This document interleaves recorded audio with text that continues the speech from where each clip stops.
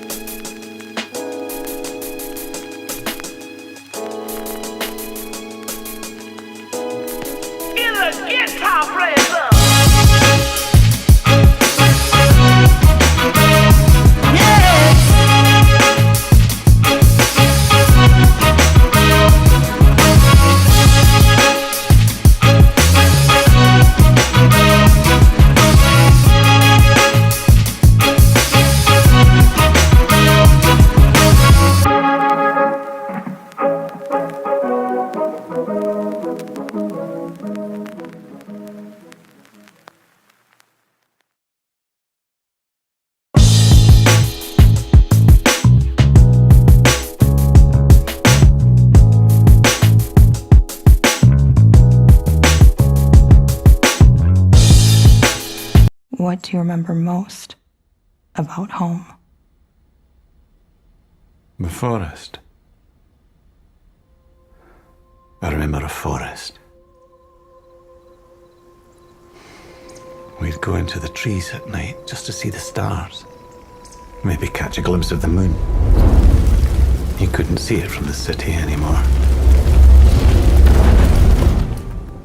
I don't suppose that forest is still there.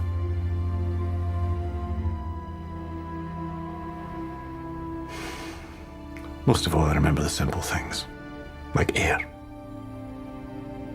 fresh air, a cool breeze, real air, free.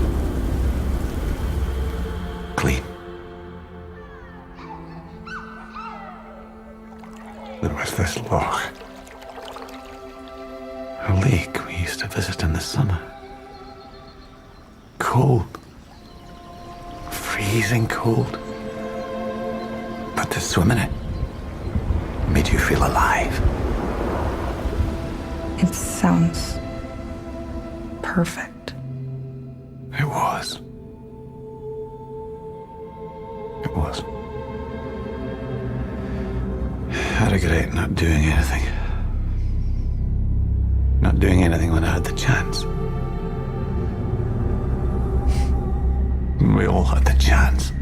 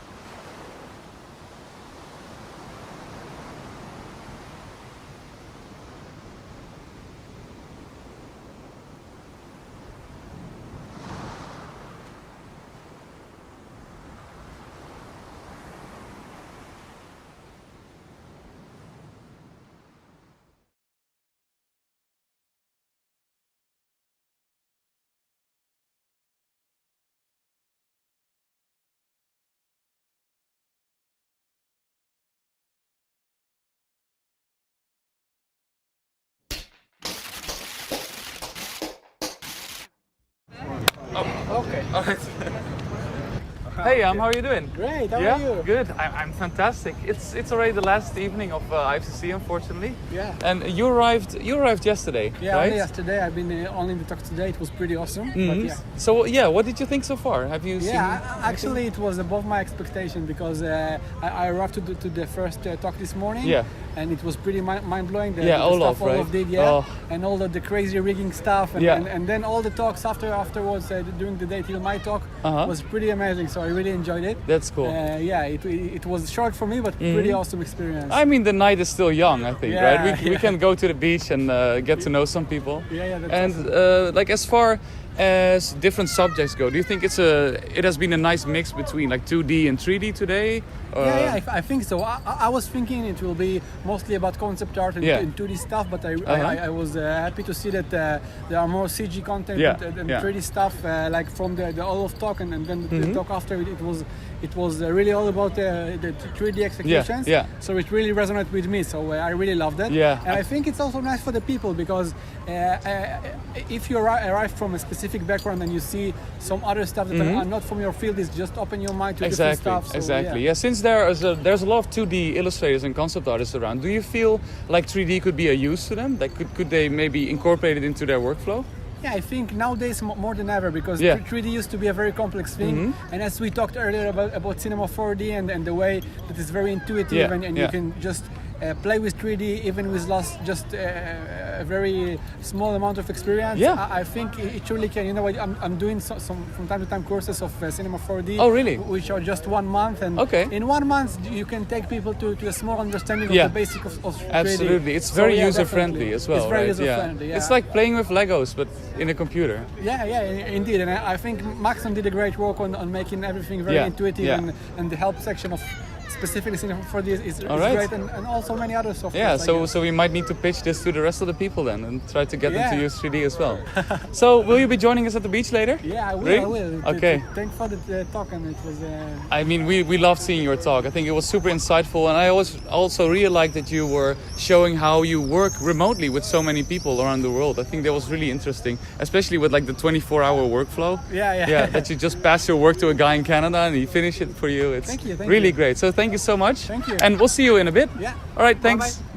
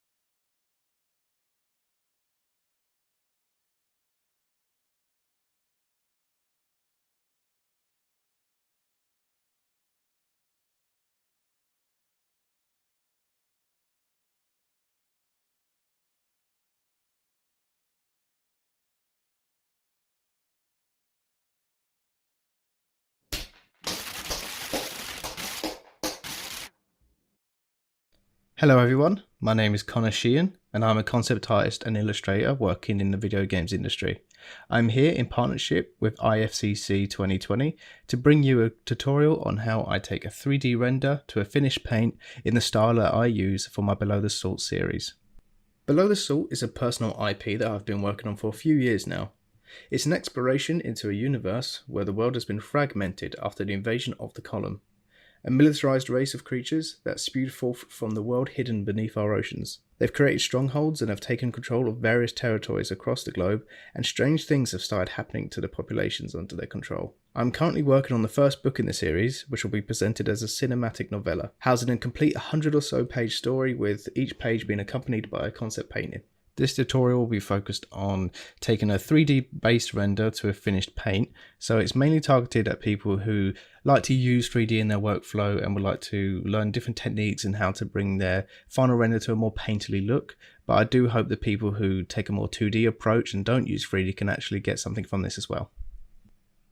So before I dive into the actual painting aspect of this tutorial, I just wanted to highlight the steps I take to get to a point where I can have this 3D render to paint on top of. The idea for this piece in particular had been in my mind for a while. It's the part in the story where this alien race, the Column, have sent a taxman to come collect something from our main character. Now, the illustration in my head, I had a composition for a while, and it was just the taxman coming to the door, and the door is opening up, and the character is unaware until she looks and sees this huge hulking behemoth just towering over her, blocking the doorway. She can't go anywhere. It's set at night, so the light's going to be quite moody, quite creepy. So I had this idea in my head for a long while, and when I wanted to tackle this, I kind of just went down into my notebook, jotted some very simple thumbnails that I could read at a later time, and then kind of convert that into a 3D space and then understand the illustration a bit more. But this is just something I wanted to highlight, that the ideas can come from anywhere as rough as this. So my first step to bringing this into a fully fledged painting for the book is I will go ahead and mock it up in 3D. This will help me with the initial composition test, the initial lighting tests. I can change things on the fly. It's such a nice, easy way to work out how this composition will look without taking too much time. And speaking of taking too much time, what I do usually in this series is that when I've designed a character or designed an environment, I make sure to do as much as I can in 3D because I'll probably be using it again down the line.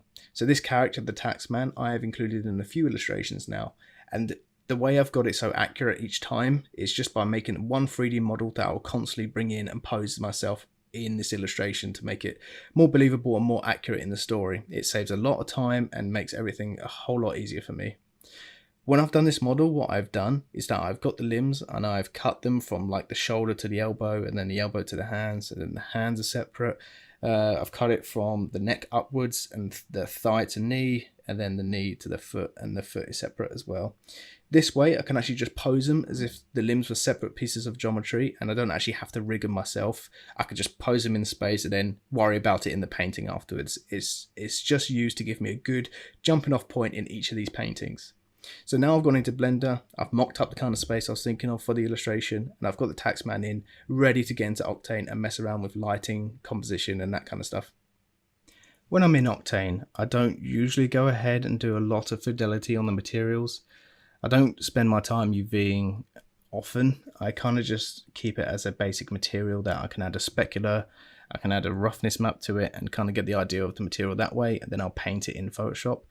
Sometimes I will if it's a bit of a complicated material, like maybe it's an undulating piece of rock that you see in the streets of Haversworth in the story. But for this, I thought it would just be fine just to keep it as a base material.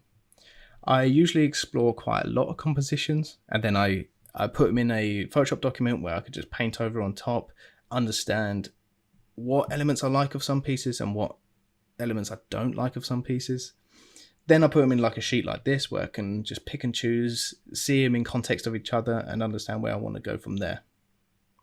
So once I have this spread and I can see them all in context, I could kind of pick up things that I like and don't like about each lighting setup and composition. And then from there, I'll whittle it down to what I do like and kind of mash it up and make something much more focused on where I want to go in the next step. So for example, in the top row, I wanted to see what the kind of composition would look like if we had lighting in the back room, if the actual house was lit and the outside was very dark, adding in a nice weighting towards the lighter values in the composition, as opposed to something like the middle row, which is very mid-tone heavy. I like the lighting of the top row. I just felt that it was a bit calm and it didn't really show off the kind of creepiness and horror aspect that I wanted this to show. I do like, however, the up lighting, that it kind of gives nice shadow shapes to the taxman's armor and design, especially in the faceplate where you can see the kind of skull-like eye holes that the shadows cause when this happens, top lighting. So I took that ahead and then went to the middle row where I thought, okay, maybe we can tone that down a bit. Maybe the character has a phone flashlight out or something like that, where she's potentially looking for some keys to find the one that unlocks the back door, and that's how she scrambles to get out. And the phone flashlight is actually causing a lighting setup that's more of the horror genre. It's uplighting the taxman in an unnatural setting. I think that this composition adds a nice opportunity to see the taxman in a different light than we usually do in these paintings. When we see him outside, it's usually a top-down lighting like the top row, but if we get the phone lighting to kind of uplight it, we can see elements that we don't usually see, such as the eye slits in the eye holes. You don't usually see them because they're in shadow. So if we can show that in this illustration, then it kind of picks it apart from the others, and it makes it feel like, oh, that's a bit weird. I didn't know that was what that looked like from a distance. So that's why I like this middle row. I like that kind of mid-tone lighting. The uplighting, it just looks very creepy. So I took that idea again, and for the final row, I just pushed it to the extreme where it's more of a spotlight. All the houses' lights are dark. It's only got a bit of like this orange emanating from it. Kind of looks very hell-like. I wasn't too keen on how far this went. So I ultimately decided on the middle row's lighting as something I want to progress with.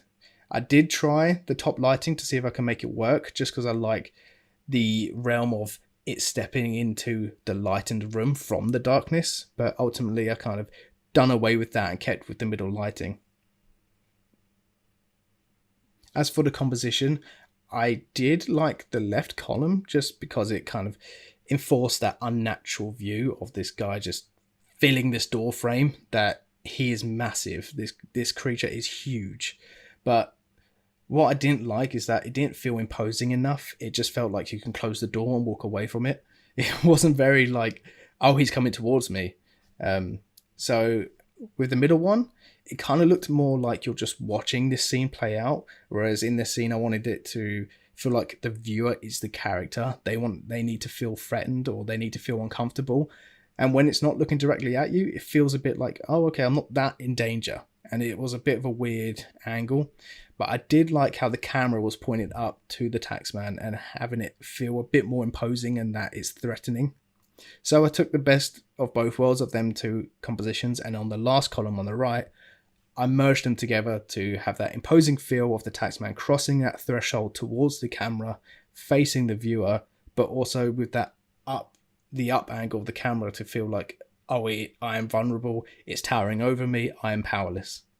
So that's something I took forward to the next step, where I iterate on these ideas and also take the 3D model and kind of polish that up a bit more. So taking what I've learned from that spread before, I've kind of gone ahead and whittled it down to 2 options where I'll take it forward one more step to really get that composition that I like, and the painting. Before I go into the painting, I want to render that I really like, and I've explored as much as I think I need to. So what I've done in this iteration is I've brought in the walls a bit more, so it's a bit more claustrophobic, a bit more narrow. If you can see the boundaries in the painting, then you feel a bit more caged in. I've also included a blind on the door, because in the story, if the character could see through the window, before she opens the door, she'll know that there's a taxman there. So kind of, for the sake of the story, I need to have something to block the vision. And because the owner of the house really likes ducks, it's something in the story that she is just obsessed with ducks, I thought that a dainty duck pattern on the blind will juxtapose this scary monster walking through this doorway, and I figure it works quite well. This is just another step that I take again when I feel like one side of the wall didn't have as much interest or information, so it felt quite unbalanced. So I went ahead and molded up some keys, maybe some brooms are leaning up against it, and another window just to add another element of vertical lines to keep the balance in the composition nice and even, so it's not too weird, doesn't feel too out of place.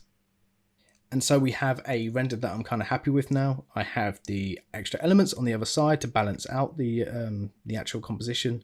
The keys are there because this house is acting as an orphanage, or more so like a house for children that are orphaned. So I wanted to add the keys in there as if these children are going out every now and then and they all have their set of keys. So even elements like that, as much as I can make it relate to the story, I'll try my best to.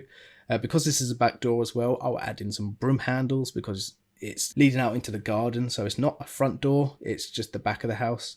So it's just certain elements like that I want to make sure that is just really tight and follows the story as close as it can. So with that, I hope you enjoy this tutorial.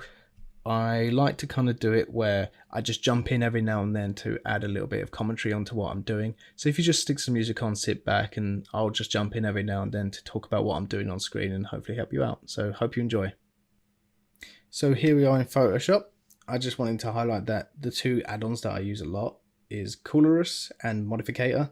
The Modificator isn't released yet as far as I'm aware, but the Colorus one is that it's just there for easy color picking, moving the sliders up and down, and an all-round really nice to use color picker.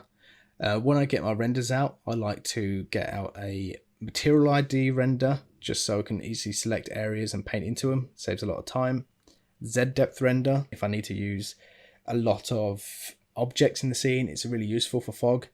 AO, just because sometimes in the lighting, in like the dark areas or the really blown out light areas, I can't see how the geometry forms, so I switch that on just to select certain areas that I can't really see. I also do a clay render just so I have lighting on a black and white scale, and obviously the beauty render. So when I start a painting, I just make sure to look at the whole composition first and make any kind of macro adjustments or layer adjustments there. I kind of wash out areas that I don't think are very important to the focus. I try to make every change I do to further the fact that this taxman is the first thing I want the person to see, the viewer to see, and I want it to be the main focal point of this painting. So I'll wash out elements such as the window, maybe the bottom of the painting, the outskirts of this composition. I try to treat as like, okay, they're there, they're in your peripherals, they're not important. So I'm not going to do them to a high level of fidelity. I'm not going to spend a lot of time on them. So that's the first thing I do, is I go ahead and do like washes of soft brush. I make sure to push them back and get that kind of nice foggy feel to the painting as well. And then I go ahead and I start splitting off elements like the frames in this image. The white frames I'll keep as one layer, the taxman will be its own layer, and then I'll start working from that way. Generally when I paint, I like to separate the subject that I'm painting into different planes in my head. So a good example will be this kind of door frame. So I'll choose all of the planes that are facing me and separate them into certain lassos and just keep a selection open as I use low opacity brushes, mixer brushes and smudge tools to kind of create a nice texture on top of it, constantly referring back to that 3D render so I know what values and color hues to add in. I like to include like richer hues, different colors in the darker areas than the light areas. I like to keep warm shadows and cool lights in these kind of scenes. You'll see that theme a lot in the below the salt pieces. When I'm painting these textures to it, I'm also thinking of the surface treatment of these kind of materials. So this kind of chipped wood, I'll use a lot of elements or pockets of shadow and light where it gets caught in the chip, and then I will use stuff like mixer brush to smooth out areas, and you see a nice painterly remnant of a brush stroke there. So it's not just a very boring rendered material where it's flat. You'll see elements of a brush stroke in every corner of this surface, and that's something I like to carry forward in all of these surfaces and make it feel like it sits in the same universe. And in this painting, you'll see that from the walls to the keys to the taxman, it all needs to sit in the same painting space and the aesthetic treatment to it. So I'll give a general wash, like a kind of treatment to all of the painting first, and then at the end I'll focus mainly on the taxman in the center.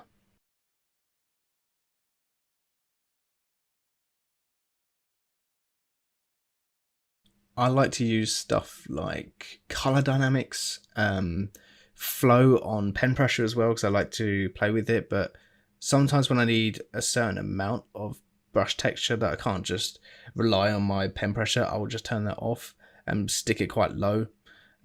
Mixer brushes, smudge tools are all very useful in this. It's kind of just creating that nice look and feel that you get when you practice with these texture brushes. So that's something I implore you to do if you want this kind of painterly look, is to just set aside some time in your learning days or your personal development times where you can just mess around with new brushes and new settings to kind of get an aesthetic, and you pick out elements you like of it and you make a mental note to be like, oh, okay, this could be good for blending, or this could be good for picking out pockets of light. And that's something that I've done and kind of curated them myself and kept them in my little tool preset that I could just keep referring back to.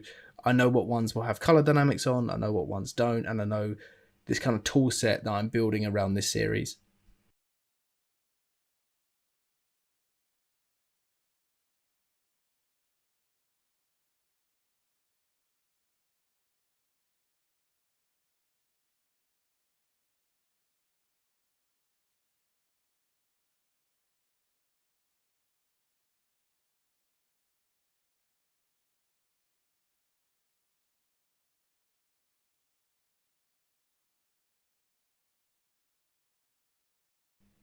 This element at the bottom of the door frame is a good example of how I used some of the brushes.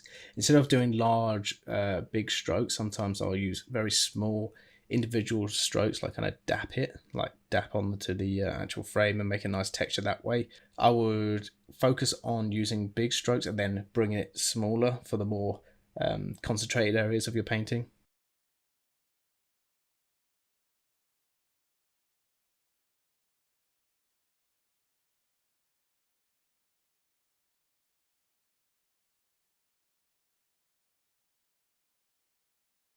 Something I've found very useful is color dynamics. So when I actually switch them on and use them, even very softly, you can kind of pick out huge changes in the brush strokes. I think it's a very powerful tool to actually use. And especially when you do this, and sometimes in a painting, I'll have done all this color dynamic stuff, but then when I up the saturation, it really picks out the different hues. And I like, sometimes it's like a little happy accident. You're like, oh, that's where it shifts into purple is actually really nice there. So it's really nice to use color dynamics in that way, like very softly, and influence it slightly. And then sometimes you'll be quite surprised if you up the saturation, or you can pick a blue or a red that you wouldn't normally put. It's kind of like a tool to use for happy accidents.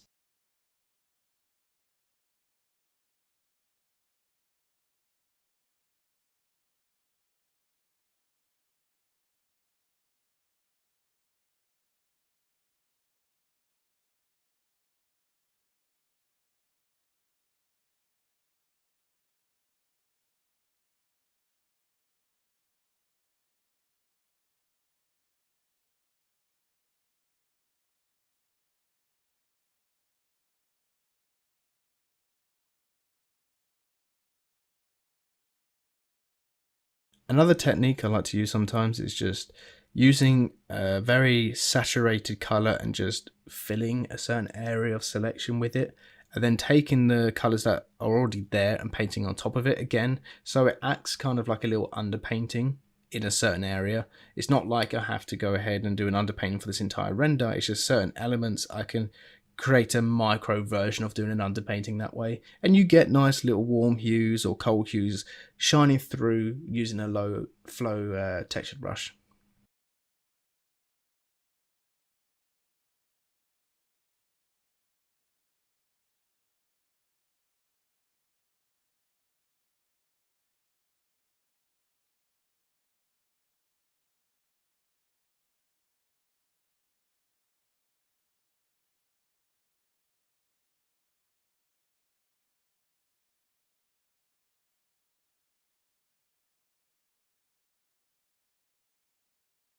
So once I've gone ahead and done this door frame, I will then have these kind of hues that I can pull from in other aspects of the painting. So once I've gone ahead and gone a nice area of texture here, I could then look at the actual door itself or maybe the window, and I already have nice pockets of color I can just color pick from and use on that area of the painting. I could even take like a selection, copy and paste, throw it over and just use that as a nice thing to leap from when I'm doing that section of the painting. So as you kind of add these textures in, once you get more information, once you work out where you're going with some of these textures, it kind of snowballs and makes it a lot quicker as you go through the painting.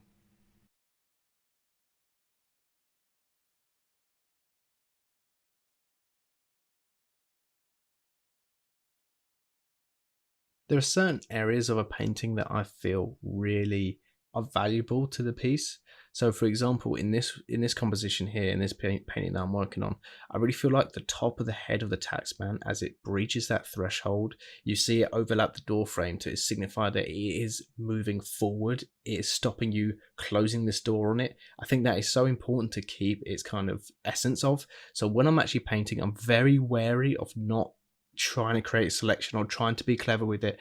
I just want to let the 3D do its work there. There's not much else I can add to it. So when I'm working on that, I try my best to keep that essence there and not mess with it too much. Just let the kind of essence of it shine through.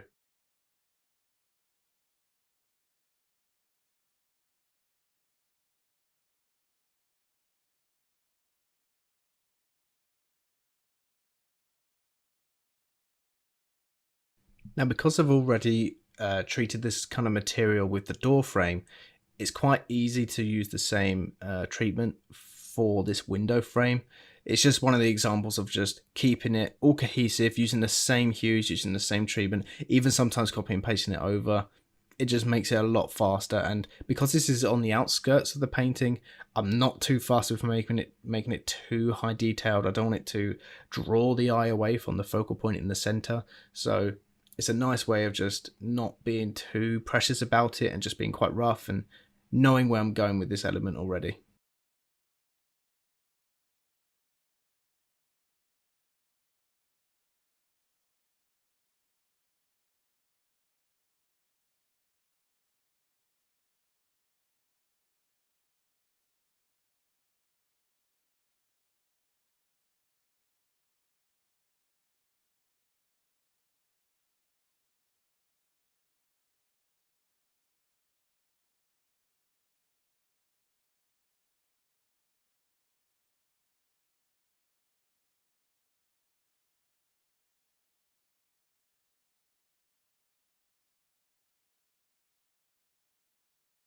And again, this is another example of me separating an object into its different planes. I have the door here and I just wanted to keep all the planes facing one way in its own selection, so I can easily add some nice texture to it using the mixer brushes and some of my low flow texture brushes. It's similar to the Taxman's head in that it has that kind of essence with that spotlight, and that's something I don't want to lose again. So I have to keep referring back to my 3D render to ensure my colors and my values are on point and still sell the same idea and the form that it's trying to sell as well. I want to keep that spotlight there, and I want to keep the shadows as they are. I'm just trying to add a little bit of pizzazz to the textures and make them sit in this nice aesthetic that this series has. So I'm not trying to mess around with it too much. I'm not trying to reinvent the wheel. The computer has done its work for me. I understand where it needs to go. I just need to add that little bit of human artistic touch to it.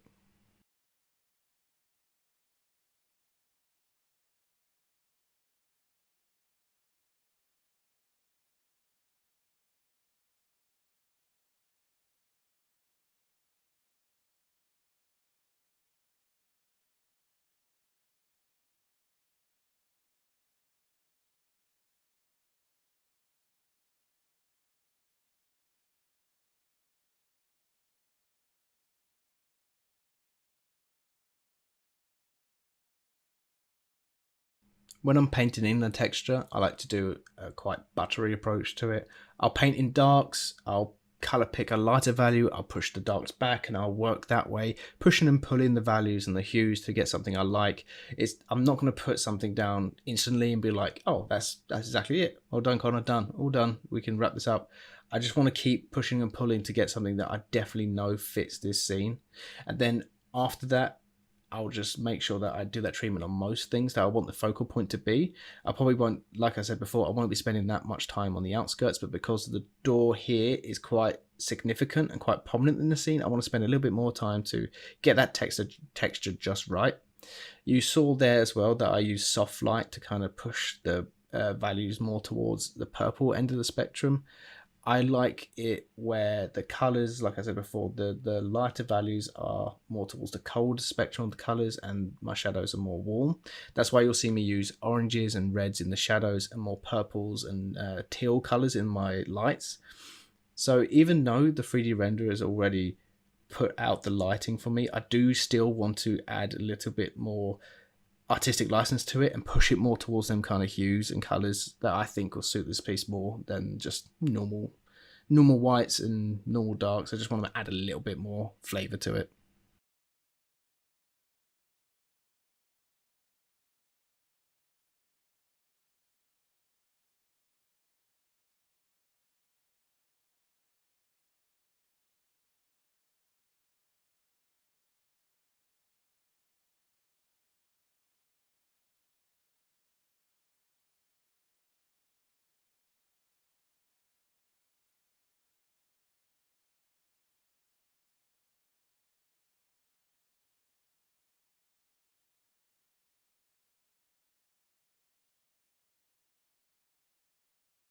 When I think about brushstroke direction, I take into account if this is something that will fit nicely in pulling the viewer's eye towards this central point, the taxman. So I have stuff like the broom, or I have the door window frame, the window panes.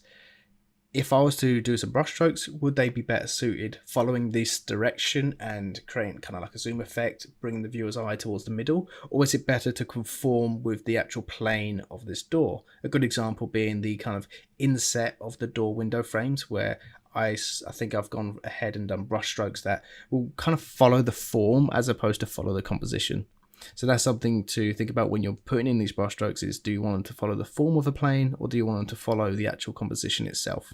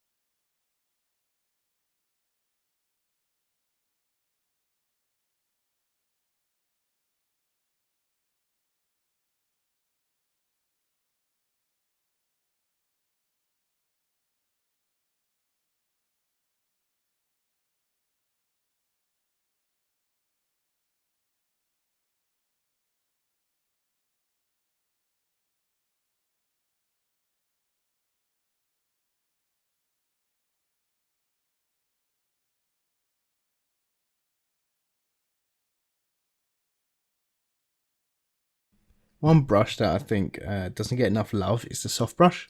Sometimes in the middle of a painting, I like to use it just to push back some forms into like a mid-tone, or if I need to darken something, I'll use it to just get a nice soft transition into the different values. Something I implore you to do is just use soft brush when you can. It adds a whole nother realm of realism when you're thinking about forms that curve around a certain light source. It's something that I've recently really been imploring people to do, is to just get that soft brush again and then find out how to use it properly, and it will really add another dynamic element to your paintings.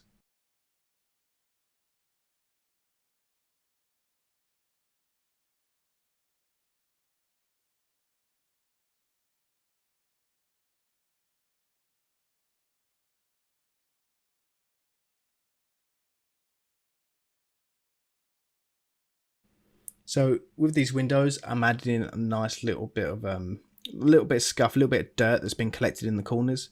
When you're thinking about these treatments of where these tangents meet in the scene, if you think about it like a 3D modeler where these kind of vertices and edges meet, there's going to be a collection of dirt and dust, and where this kind of AO will sit, you will have elements of specks of like rust and dirt and stuff collecting there.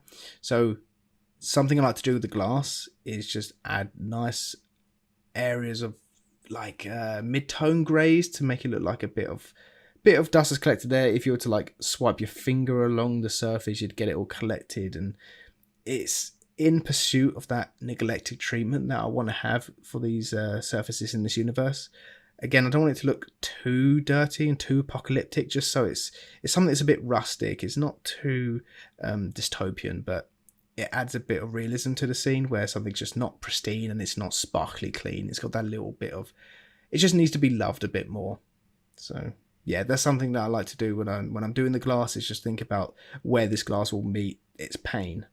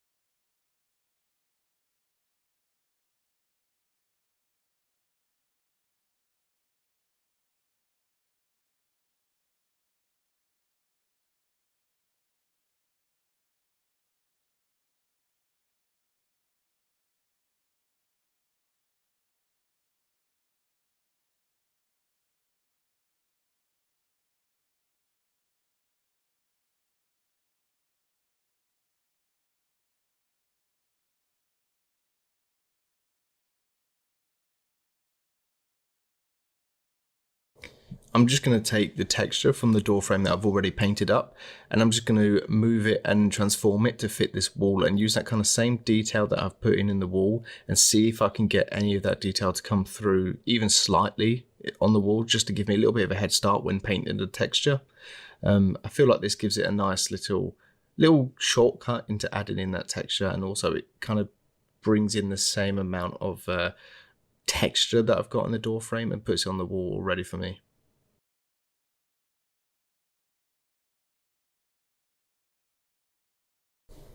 When you're painting in this kind of like painterly style, I suggest using the mixer brush as much as you can. It emulates just the real feel you get from when you're painting and mixing all these different colors and paints together. It's a nice way of sampling what you have on the canvas and just repeating it and making it look a bit loose, a bit fluid, and adds a lot of energy to the piece. I like to use a texture brush on the mixer brush tool, and then start using different flows and opacities and just experimenting with different brushes and what feel they give. So again, I just suggest taking an hour or so when you start learning this kind of stuff with all the texture brushes, just pop on the mixer brush and experiment with what you can do with it, sampling all the layers, sampling only a few layers, and just see what you can get.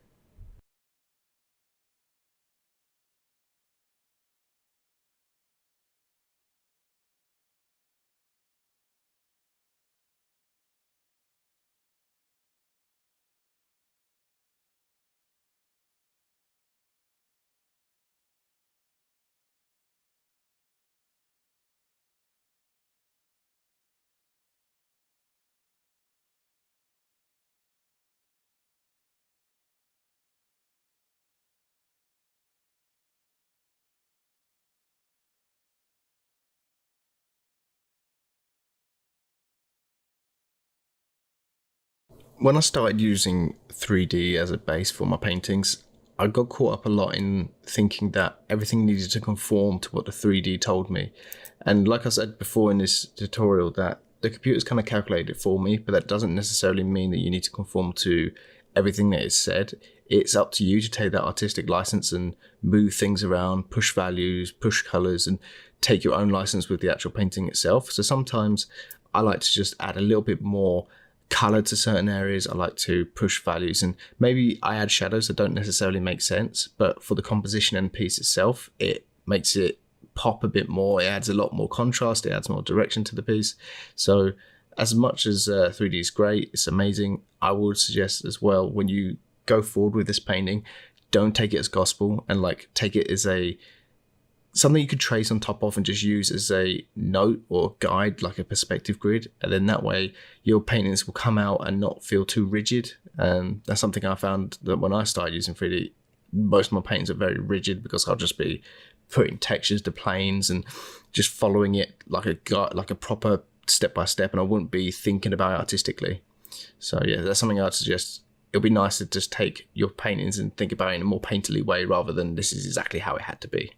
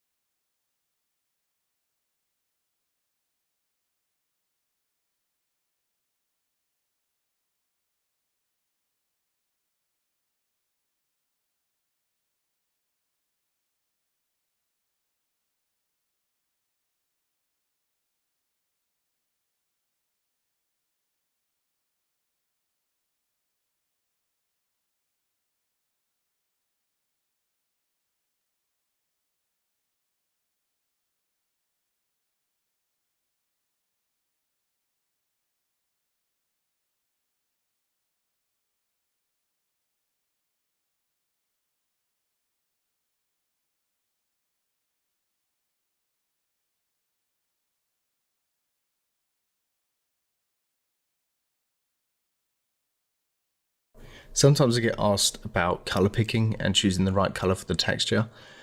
I like to use the RGB sliders to just push it towards more of a warm tone or blue tone. I find it makes it a lot more natural in context with the painting, because sometimes if you use like a red, it might not sit well in the value and hue range that you have on your painting, and it will just look out of place. But if you were to color pick, say for instance, if I were to color pick this frame and move the red sliders up and the green sliders down, then you still get that kind of hue shift, but it stays within that range that is believable in context. That's something I've tried my best to like force myself to start using a lot more rather than color picking straight up. It's helped me have my paintings have a bit more of a natural hue shift in their colors.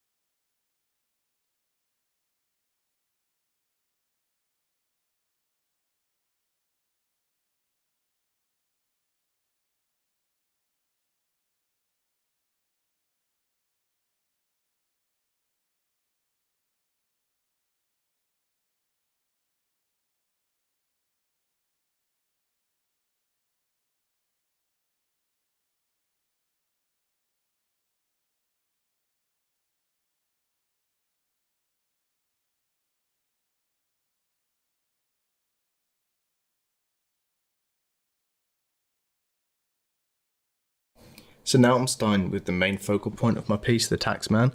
I've separated him out onto his own little layer, and I've also got the doorway as its own layer because I want to start using the mixer brush towards the end of this and mixing the background with the actual form, so it looks like he's pushing through a fog, or he's kind of like an underwater feel. With the fog in this series, I'm trying to make it look as though everything has that kind of underwater feel to it, like it loses definition the further back it goes, and it looks like you can just disappear into this mist. So with edges and edge control, it's very important to know when to push something back or keep something very stark and very hard edged. So at the start of all of this kind of taxman, when I'm painting this area, I just want to make sure that I've got the right areas to be lost and the right areas to bring forward.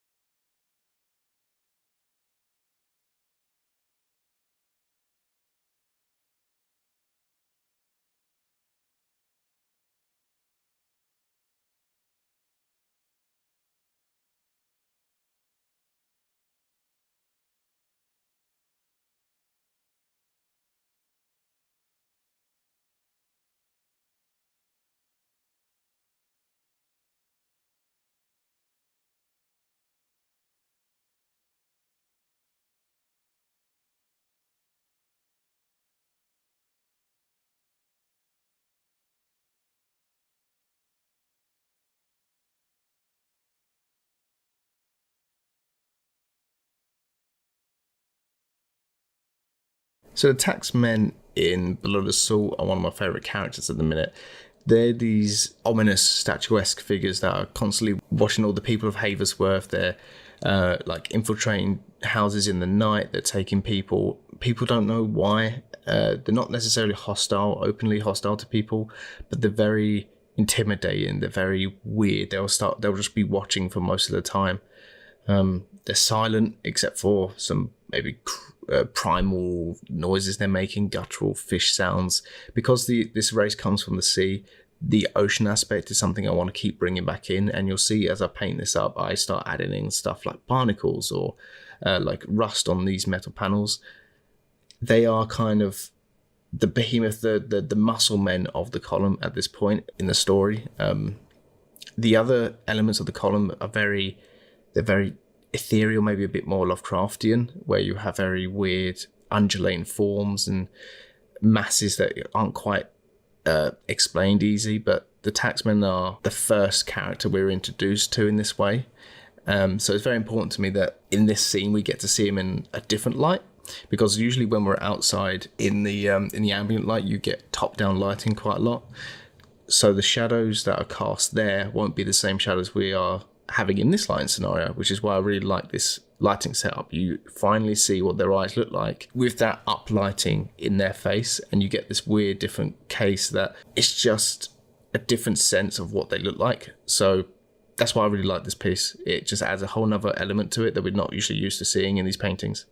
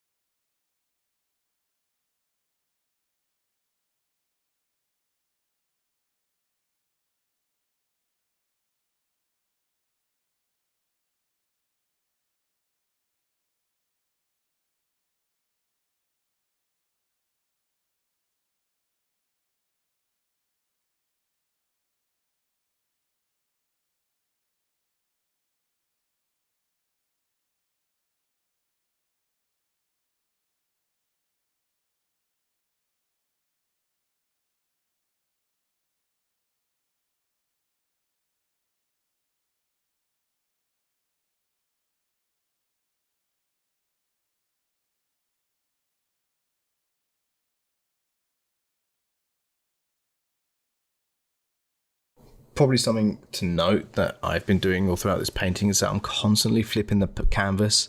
I've got it bound to, I think it's Control W, but every time I feel like I need a new perspective, I quickly flip the canvas, see what it looks like from the other side, paint it that way, flip it back, and constantly alternate the sides. I feel like that way I don't get too locked down to one angle, like one orientation of this painting, and it just gives me a fresh look on it. So when I'm a bit stuck on a piece, like piece of the painting, then I'm like, oh, I'll just flip it and see what it looks like from a new perspective. And it helps a lot, actually. It helps a lot to kind of see perspective or anatomy issues that you don't usually see because you're so used to seeing it in one way.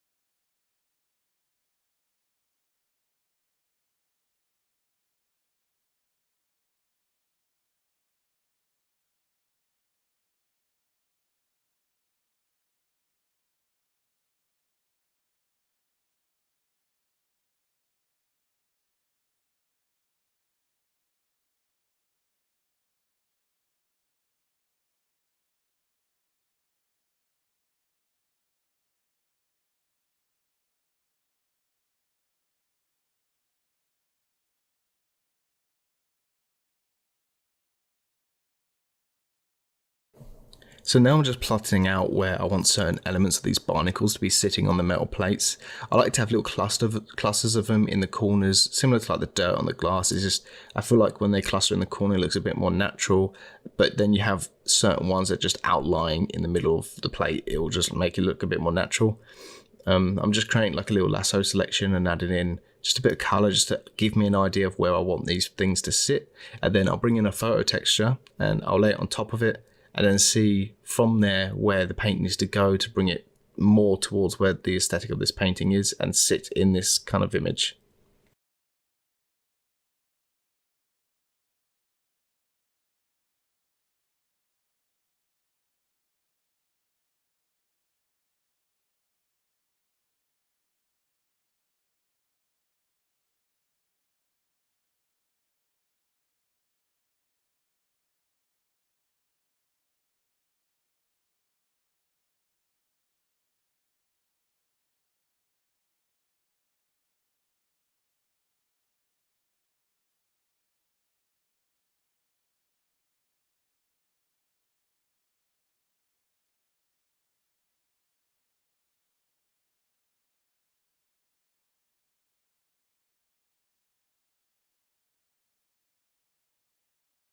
So yeah, like I said, I'll start to bring in this barnacle photo image that I use for a lot of these kind of textures that I put on the metal. Now I've planned out where these barnacles are going to be. You can usually leave it at that quality if it's far away, but because this is one of the only times we'll see the taxman so close, I really wanted to get these barnacles just right, and I wanted to make them look like a kind of a statement piece, just a secondary focal point perhaps, where they're on the metal, you look at it and you're confused why why there's barnacles on someone walking towards the door. It's that kind of Davy Jones aesthetic that I was looking for. So that's why I'm using a photo, is just to make sure that because we're so close, I really want the barnacles to be a selling point in itself. So I'm not just going to rely on bits of paint to give an indication. It's something I actually want to take the time and make sure I get it right.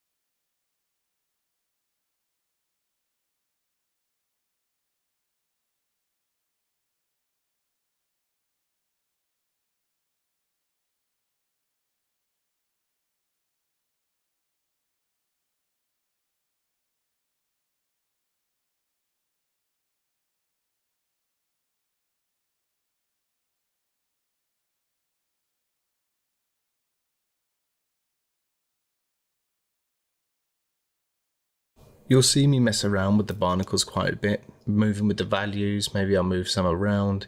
It's probably one of the harder things I did about this painting.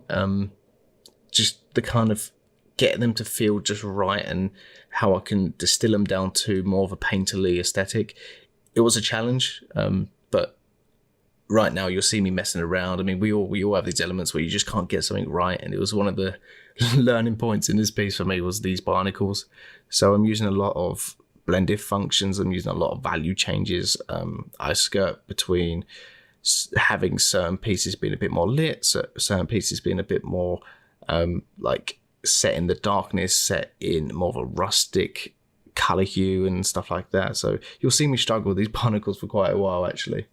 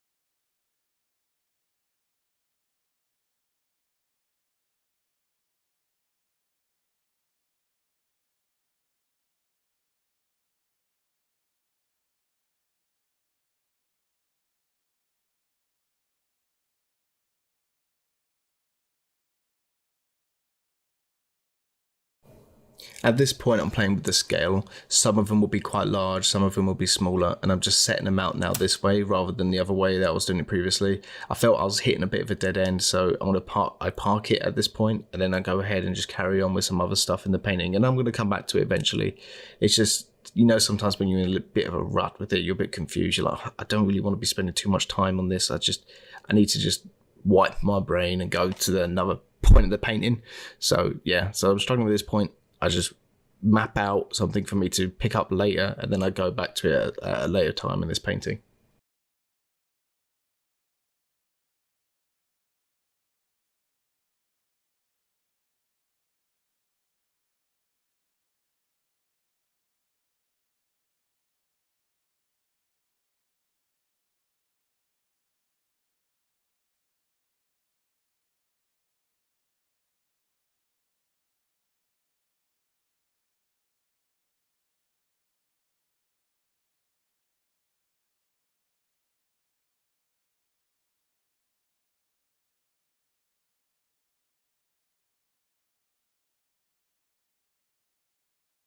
So with cloth and clothing, I like to round off the 3D geometry quite a bit. So I start using like a mixer brush or smudge tools to kind of smudge out the form so it doesn't look so faceted. You can see like the actual polygons in the render. The smoothing groups probably aren't quite as good as they should be on this model, but I go through and I just smooth it all out anyway. And then from there, once I've got the whole form kind of mapped out, and then I'll start adding in like little indents, creases, the darker areas, so it makes it feel a bit more real. It makes it feel a bit more like the material is trying to convey.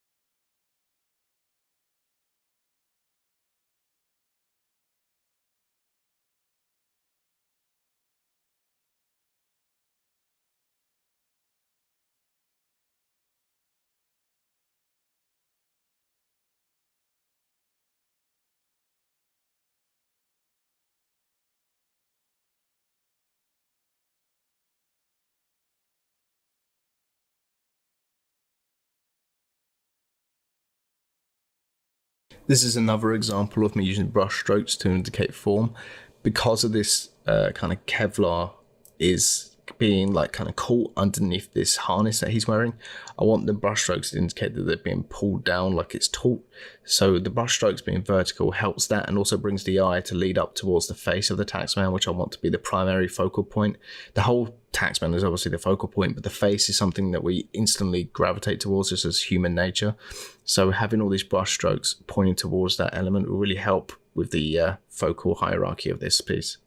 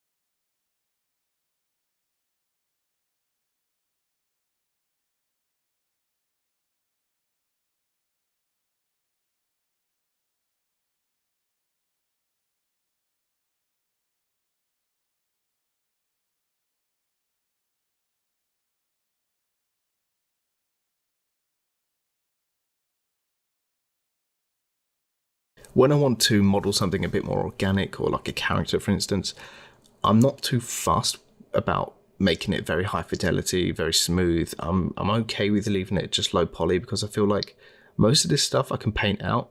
So when you see here with the harness, it's quite a low poly object, but just from, like I said, taking this 3D render as just a guide and not gospel, I could just move stuff around and smooth it out in paint anyway. So it doesn't necessarily need to be so highly modeled to a certain extent.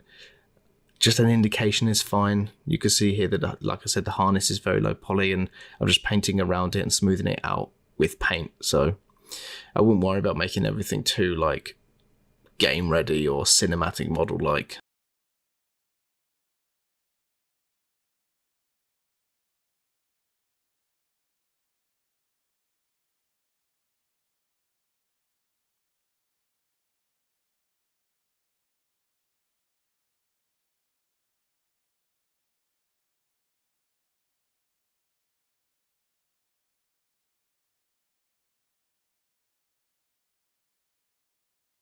This is a good example where I think it's obvious that a painting will just make the whole process a lot easier. I could have spent maybe 30 minutes, an hour, making sure that that shoulder fitted in with the kind of body armor. But just because I've cut it up in this calamari way and just posed the limb, there's going to be a gap. But in painting, it takes, 10, 15 seconds just to paint over that and connect it. So I'm not too bothered about making sure my model is perfect. And there's just things when I'm modeling, I need to think in my head, how much effort is this to model it in 3D as opposed to how much effort is it going to be just to grab it and paint and just paint over it really quickly. That's something that comes with like time in doing this process over and over again. You understand what's better done in 2D and what's better done in 3D.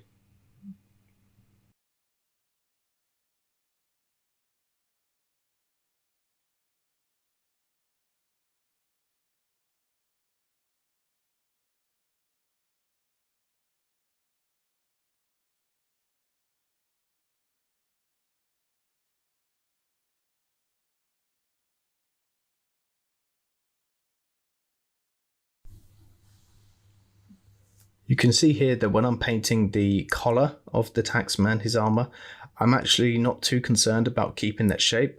This is something that I try to do when I paint the fog. I try to influence it with the actual shapes that it's surrounding. So you get some lost edges, you get some hard edges, but I'm not too careful with some edges. I think it's a nice little painterly effect where you could just blend it out into the background and it loses its form a bit, but it's not necessary to sell the image. And I think that adds a little bit of nice, cool aesthetic to the whole piece. And you'll see me do that a lot with certain edges around this piece.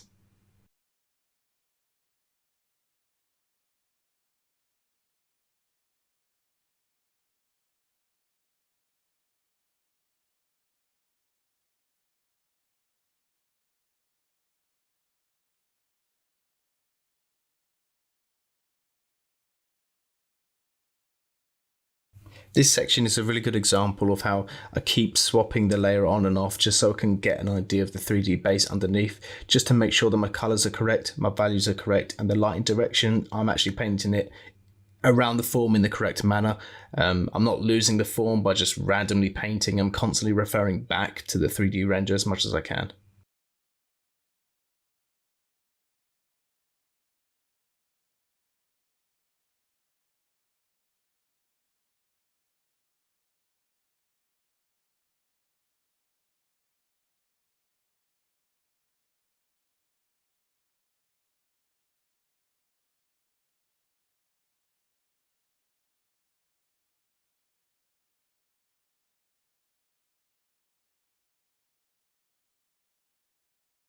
This is the power of the material ID coming into fruition.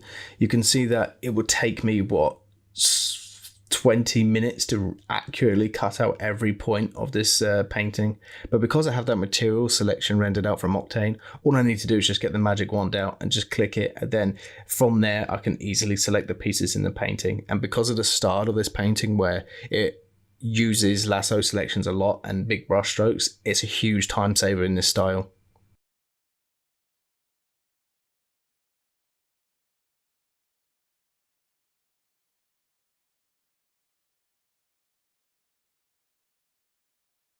You'll notice that I'll swap between certain elements of this painting quite often. Like I've done with the barnacles, I've just left it because I was struggling trying to get them to look right now. When I'll go to kind of like the arm pad, maybe I'll quickly hop over to the Kevlar, or I'll quickly hop over to one of the pouches, or maybe to the mask or some other element of this painting, just to keep my eyes fresh and my mind clear.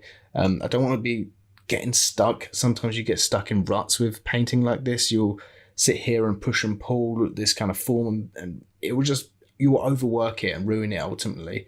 So I try to focus on moving myself quite often around the painting to keep everything loosey-goosey, a little bit painty.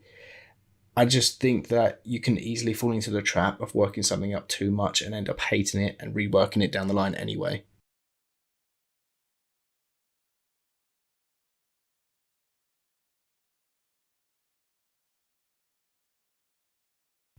I thought it'd be quite poignant to mention that I do use photo textures in a lot of these pieces.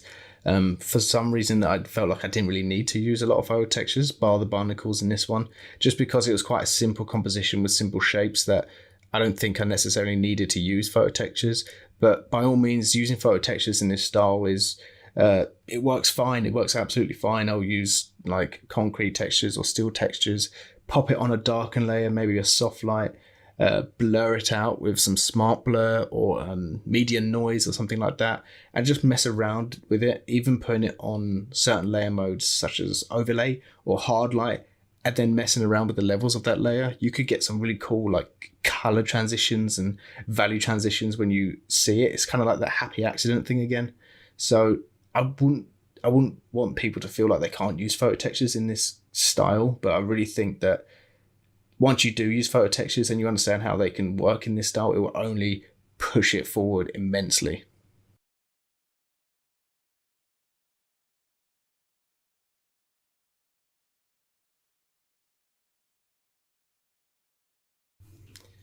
So with the design of the taxman, I really wanted to focus on some kind of relatability, yet keeping that alien aspect to it. You see a lot of that kind of stuff in Half-Life with the Combine, which is also a major inspiration in this project.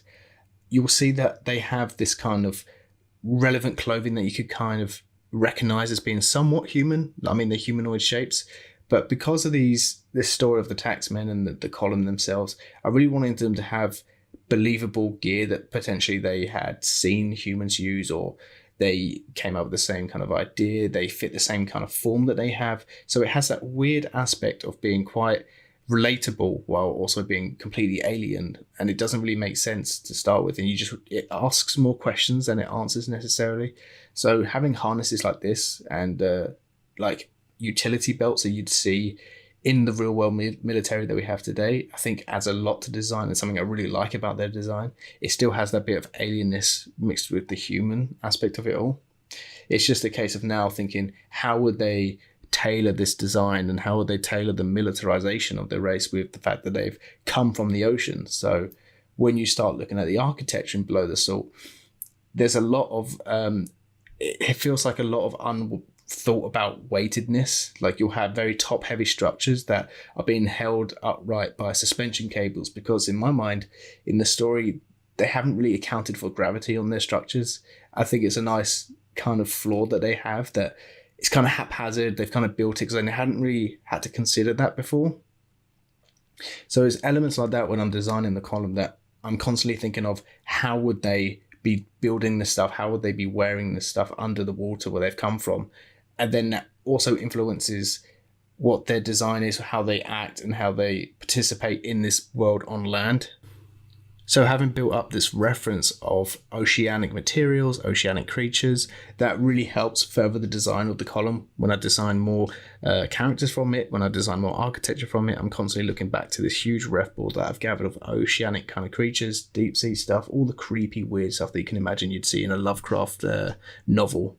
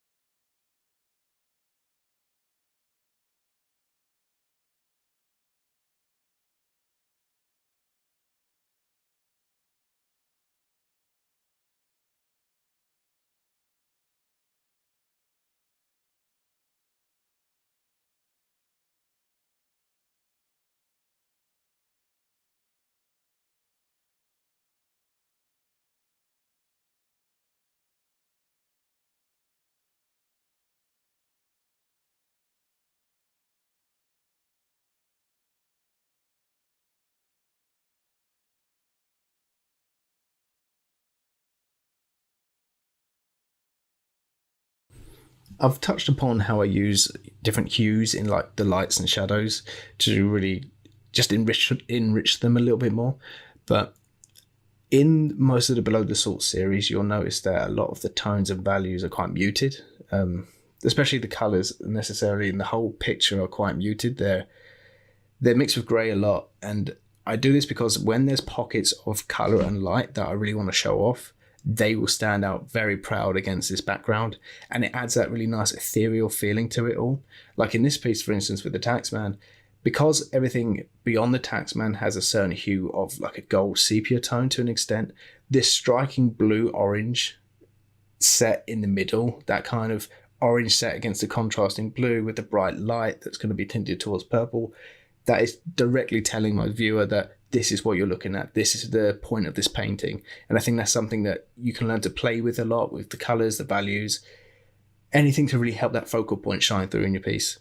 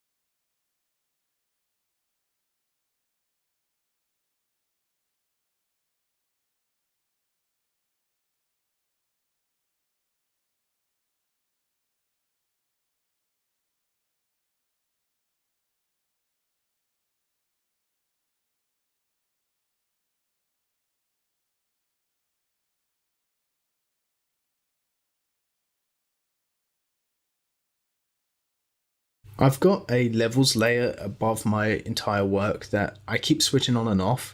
You'll notice that I do it quite often when I'm working in the darker tones of this piece. It's only because I actually have two monitors when I'm working on this. I have a really awful one to my right that kind of shows the value structure like it would be if the levels were turned on. And it's just something I check just in case I'm missing something in the darkness that I wouldn't usually see on my normal monitor, because having monitors that are very good, are very like IPS kind of monitors, the 4K ones, I'm usually painting to that standard. But sometimes if someone has a really bad monitor or just not as a good one to display the colors, I always try to check if my colors will read on that too, because you don't know who's going to be looking at this. So using the levels just to bring up the values a little bit so the contrast isn't so deep, just make sure that I'm kind of making it viewable by loads of different devices. Probably not so crucial, but it's just something that really annoys me when I've done something and then I'm like, if I see a friend, I'm like, oh cool, look at this thing that I'm working on, fry it up on their monitor, whatever they're using, and it's completely different. just because of the nature of it all. I get annoyed that look, it looks awful on this monitor. So I try my best to just kind of version control the painting in a way to make sure it reads on any kind of monitor or color display.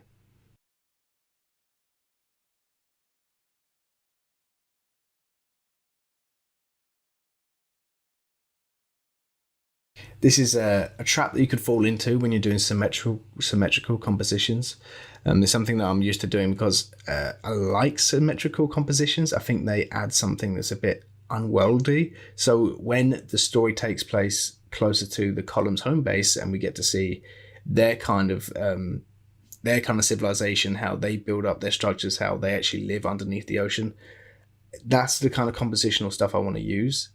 The reason I bring this up is because this one is quite a symmetrical composition, but it's very important that I've tried my best to kind of make sure it's unbalanced symmetry, so it's not just copy and paste straight down the middle, flip to the other side, done. You'll see that, like, for instance, the taxman is just off center. Certain rotations have enabled it to kind of get rid of that symmetry, that obvious symmetry to it.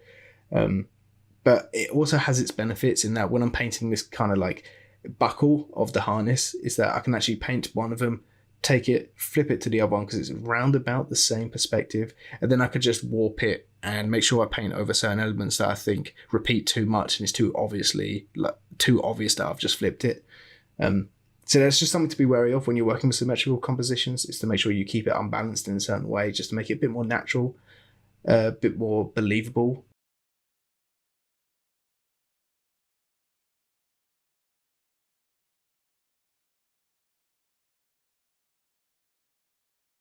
So I feel like I've saved the best for last, because this is probably going to be the main focal point of my piece, is this helmet. Only because it's the taxman's right in the middle, everyone's going to focus on that anyway, but it's just because we're humans, we always are drawn to faces a lot of the time.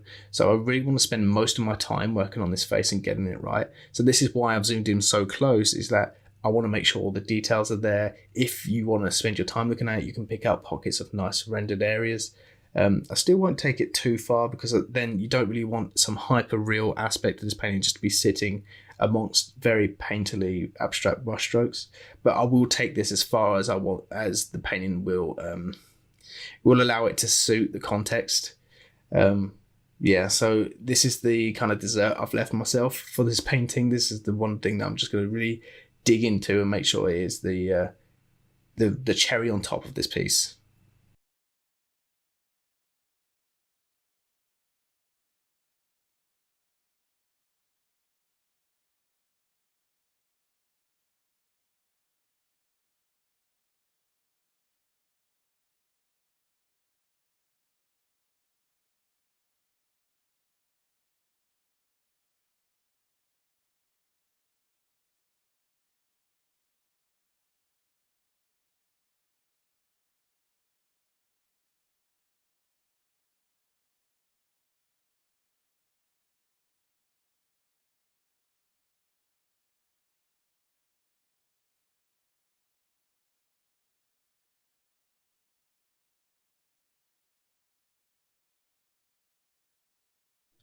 In the paneling on the faceplate, I'm just making sure that I'm picking up every facet of the geometry when I'm painting over it.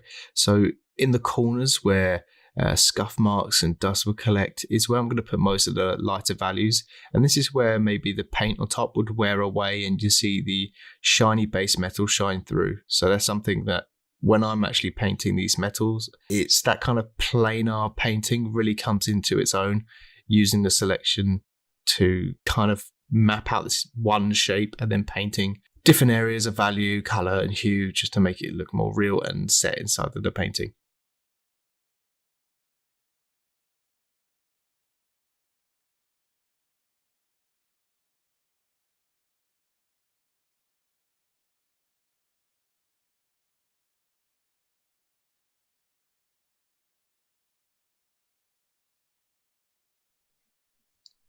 The faceplate is quite interesting because it's sort of like a 20-sided dice in that it's very faceted. So when I'm actually painting this, I have to be very careful that I don't mess up the value structure that 3D base has already outlined for me. I have to keep going back and checking and make sure that the colors and the values actually transition as they should. Otherwise, I run the risk of absolutely destroying what the 3D base has already just set out for me. So I don't want to be wasting time trying to guess it. It's just every facet has to have its own value. It has to move between a darker and lighter value, and it has to just work in context of each other. Some facets I might actually just darken out a bit more to get that curvature in there. But other than that, I'm just trying to make sure strictly follow what I already know.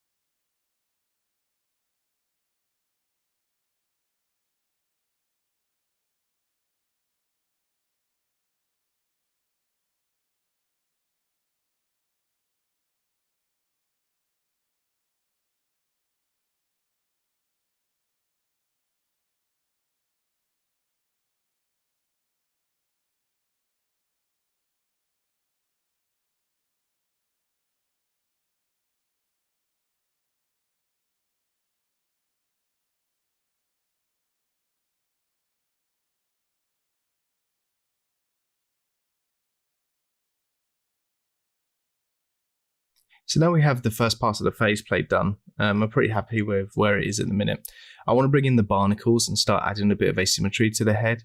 Again, I'm trying to make sure that the symmetry just isn't so boring and the same either side. Using elements like this, like maybe dust marks, dirt marks, anything you can think of to actually break up the symmetry so it doesn't seem so unnaturally effortless, like you don't really want it to look like it's been mirrored. So anything to break up the symmetry is great. So using the barnacles that I've already got on the shoulder pads, I thought was a great opportunity.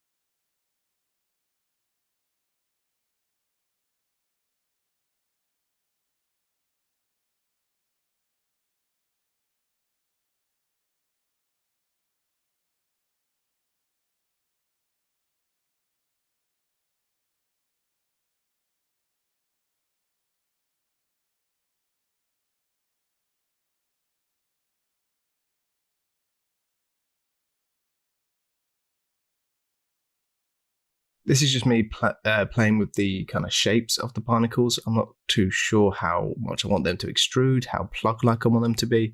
So I'm just going back and forth, messing around, trying to see what area of the barnacles I really want to push forward and like make sure that it isn't just a flat plane. I want them to have some kind of 3D aspect to them all.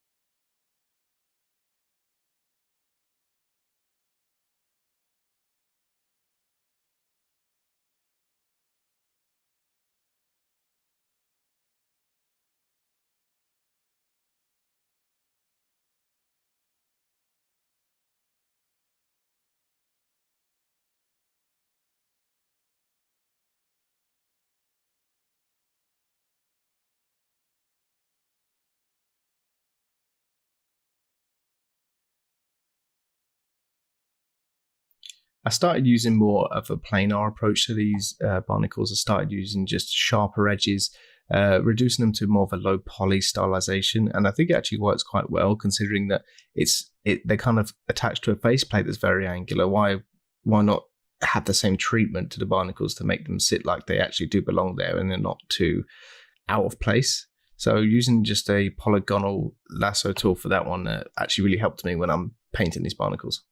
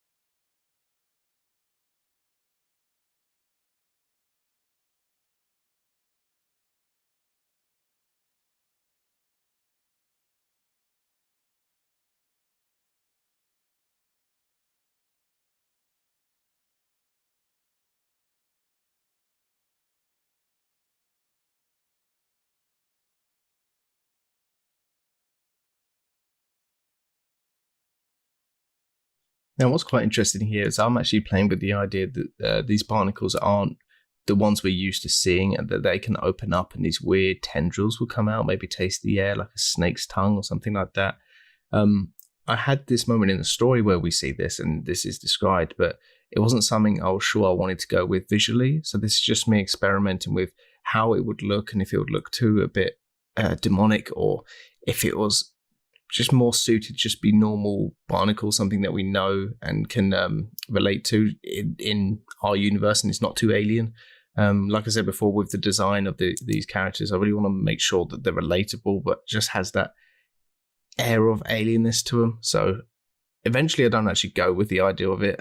Maybe I'll have some evolved barnacles when we go to the column facility later in the story, but for now I take it out, but it's something I put on the back burner in my mind.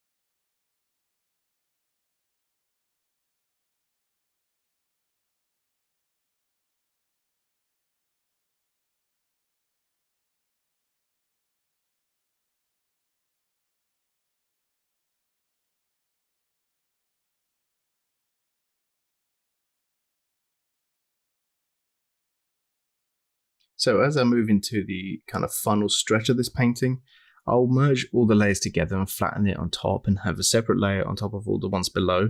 I won't lose my selections this way, but I'll be able to just paint kind of mattely on one layer. And then what I'll do here is that I'll just go in and make lots of final macro adjustments, like making the fog kind of blend in with certain edges. This is very much the area where I'm going to start losing a lot of edges and pushing things back, bringing stuff forward, and adding that last little bit on top of the painting that makes it very misty, very ethereal, and adds that kind of flavor to it all.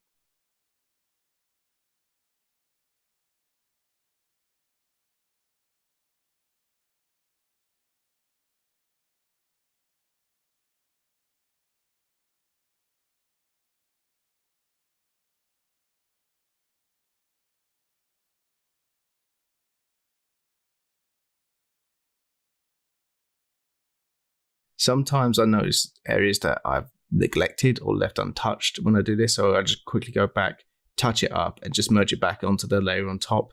Not losing any work or not being too destructive with the painting in any way. All elements I do on top, I can always just mask back in at a later date anyway.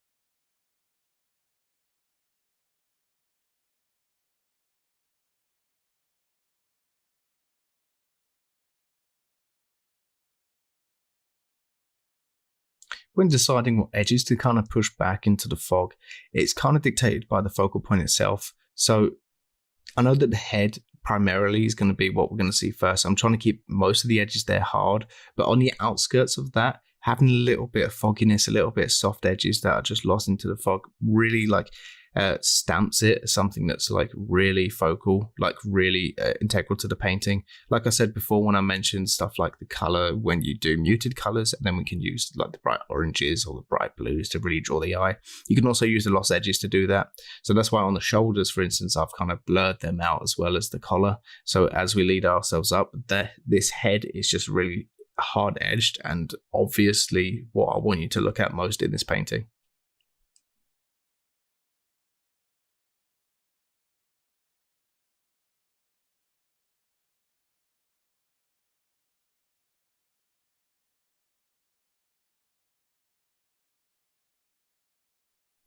Now that all my layer is flattened on top, I can start using stuff like linear dodge to just really push some of the brightness and the bloom of the lights in the scene.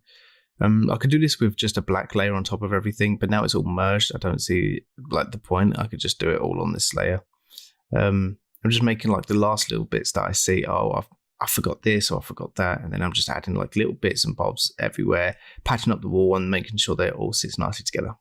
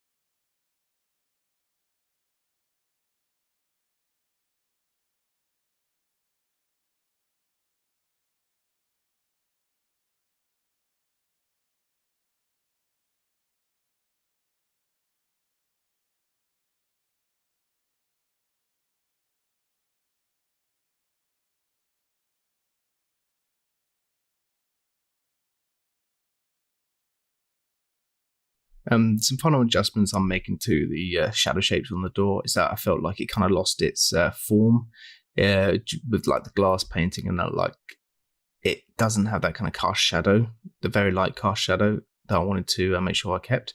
So I've just gone back and added in that shadow again, and just painting in a bit more of a darker value on some of the planes.